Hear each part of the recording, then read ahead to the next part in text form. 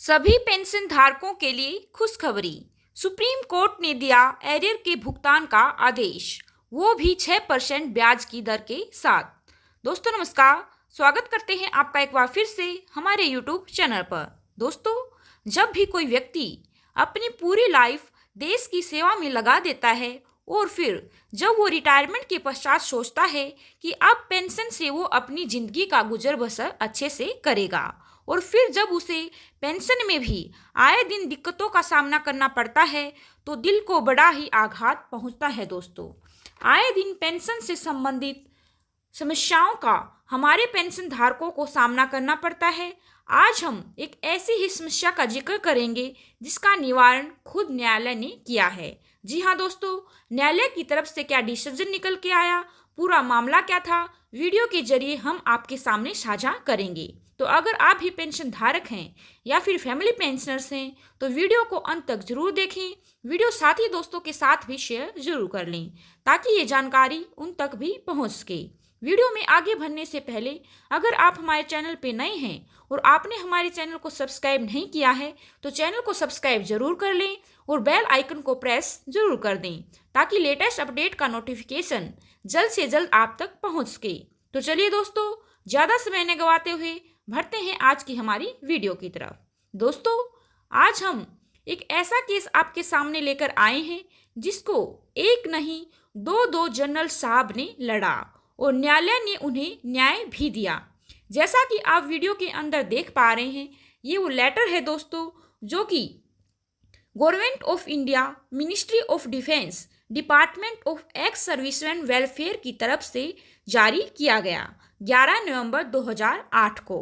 दोस्तों, वैसे तो ये लेटर डिफेंस पर्सनल का है, लेकिन ये जजमेंट ऑल ओवर इंडिया के जितने भी पेंशनर्स हैं सब पर लागू होता है, क्योंकि ये सभी विभाग से लेटर आया है और ये रूल्स और रेगुलेशन सब पर लागू होते हैं।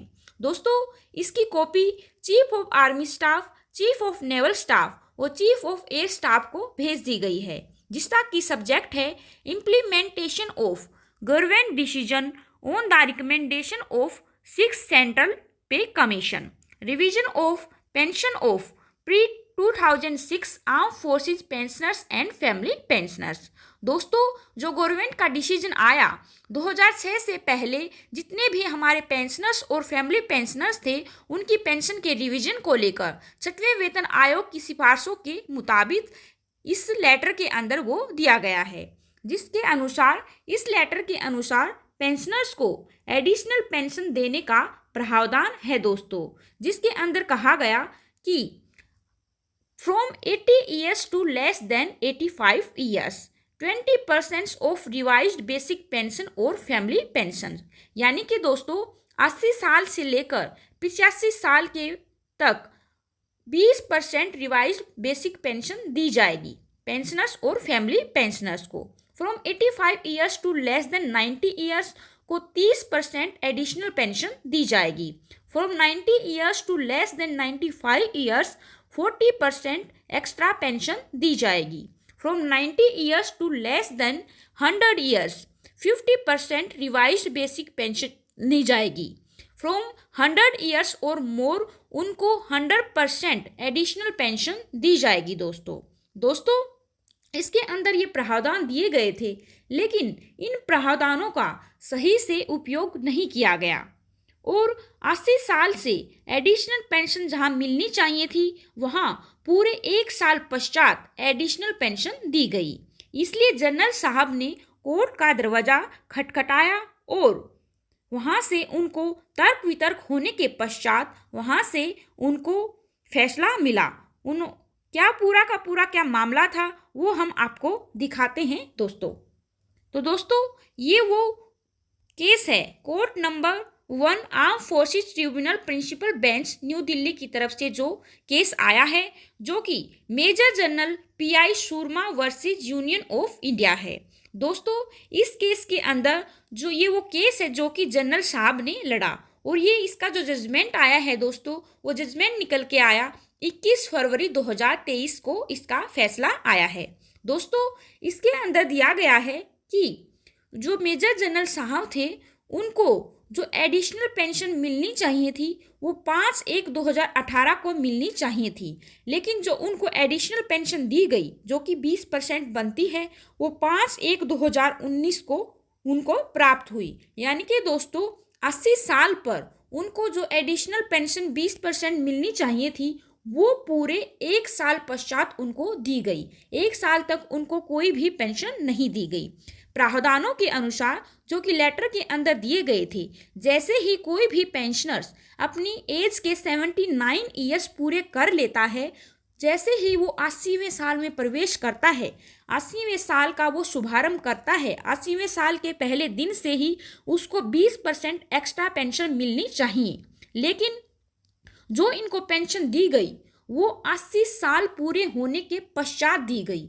यानी कि दोस्तों 1 साल तक उनको कोई भी एडिशनल पेंशन नहीं दी गई, जबकि उनको 80वें साल के स्टार्टिंग से ही 20% एक्स्ट्रा पेंशन दी जानी चाहिए थी, लेकिन उनको वो नहीं दी गई। जहां उनको 5/1/2018 से 20% एक्स्ट्रा पेंशन मिलनी चाहिए थी, वो पेंशन उनको जाकर मिली 5/1/2019 को, यानी कि पूरे 1 साल पश्चात। तो दोस्तों इन्होंने न्यायालय का दरवाजा खटखटाया और पूरे तर्क वितर्क होने के पश्चात न्यायालय की तरफ से जो डिसीजन आया वो हम आपको दिखाते हैं।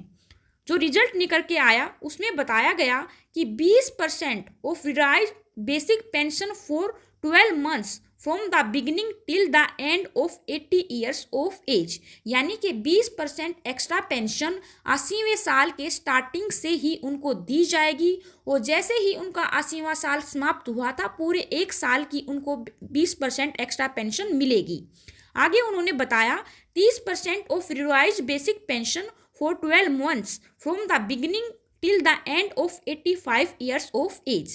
85 years तक, जैसे ही 85 years स्टार्ट होता है उसके पहले दिन से ही उनको 30% एक्स्ट्रा पेंशन दी जाएगी।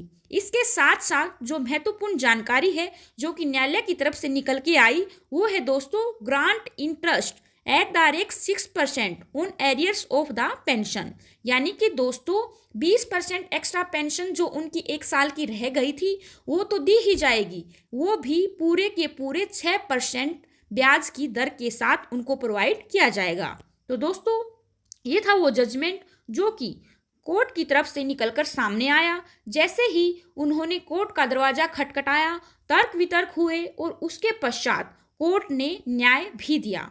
तो दोस्तों ये वो पूरी की पूरी जानकारी थी जो कि एडिशनल पेंशन से संबंधित है। अगर आप भी इस टाइप की समस्या से जूझ रहे हैं तो कोर्ट का दरवाजा जरूर खटखटाएं, न्यायालय आपको न्याय जरूर देगा। वीडियो को ज़्यादा से ज़्यादा साथी दोस्तों के साथ शेयर करें, क्योंकि बहुत सारे हमारे पेंशनर्स ऐसे हैं जो कि इस टाइप की समस्या का सामना कर रहे हैं, लेकिन उनको अवेयरनेस न होने की वजह से वो अपना कोई भी काम नहीं कर पाते हैं और ना ही वो न्यायालय का दरवाज़ा खटखटाते हैं, क्योंकि उनको अवेयरनेस ही नहीं है। तो दोस्तों अगर आपकी भी समस्या है तो न्यायालय का दरवाज़ा जरूर खटखटाएं और अपने साथी दोस्तों को भी अवेयर जरूर करें।